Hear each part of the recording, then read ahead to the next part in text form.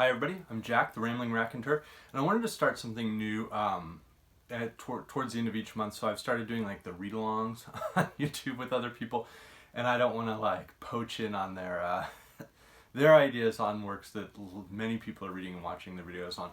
But I participate with those, and then I sort of periodically read like stories or just single poems or articles or something.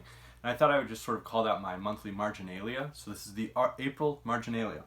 So first off, I did the read-along Steve Donahue was running on Anthony Trollope's Mr. Scarborough's Family. I enjoyed it.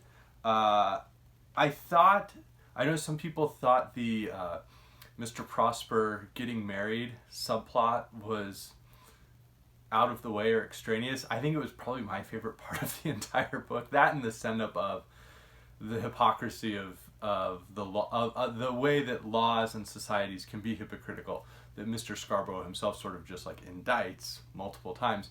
But I thought that the bits with Mr. Prosper being like a, fussy fuddy-duddy, and the part where he just explodes, like, darn, Miss Puffle, was a delight. I laughed hardest at that. So this was enjoyable. Some old Victorians. And then we had Barsoom. I always think of it as part of the old Mars stories, sort of those Mars books and stories that exist before we actually landed some satellites on Mars and realized there's no civilizations there. There aren't any canals dug by Martians. But this month was Gods of Mars. Very intensive, adventurous, Edgar Rice Burroughs to the hilt. One thing I like about the Barsoom stories or the old Mars stories is Burroughs was actually stationed in Arizona at Fort Grant, which is now like a state prison. You can't go visit it and, take pictures or do a tour or anything. But he was actually stationed in southeastern Arizona. And that's part of how he gets that initial setting in Princess of Mars, where Captain Carter is prospecting there in the wilderness. Continuing that sort of old emphasis, after I had posted a video, I don't want to say sneering at, but suggesting that The Octopus by Frank Norris is not the greatest book ever written, and not in the discussion for it. Somebody had commented like, wow, that sounds really interesting. And in my mind I was like, you're right, it is so interesting. It's just not a great book. And I think the story and the history of it is fascinating, of sort of that Western conflict with farmers and railroads. But as I was thinking about it, Norris is in the San Francisco Noir, Volume 2, the Classics collection. Now, the noir collections, almost universally, I find tedious, not interesting stories that aren't really mysteries, just haphazard at best. I did think that the Volume 2 versions can be very interesting.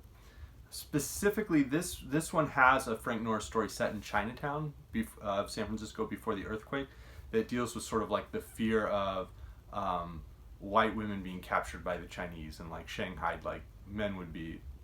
But it also has a fantastic story by Jack London, South of the Slot. And that was the one that I really read and focused on and enjoyed.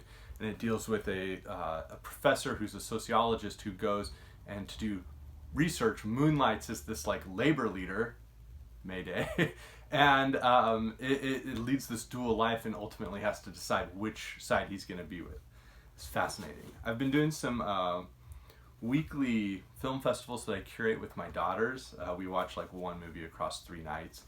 And as I've been doing that, I pulled out my Library of America James Agee volume, and he was a film critic for a long time. So periodically if we watch a movie from the 40s, I'll see if he wrote about it and what his thoughts were. And sometimes I agree, sometimes I disagree. I think I value Orson Welles a little bit more than he did. In my poetry readings, I dipped into Christina Rossetti.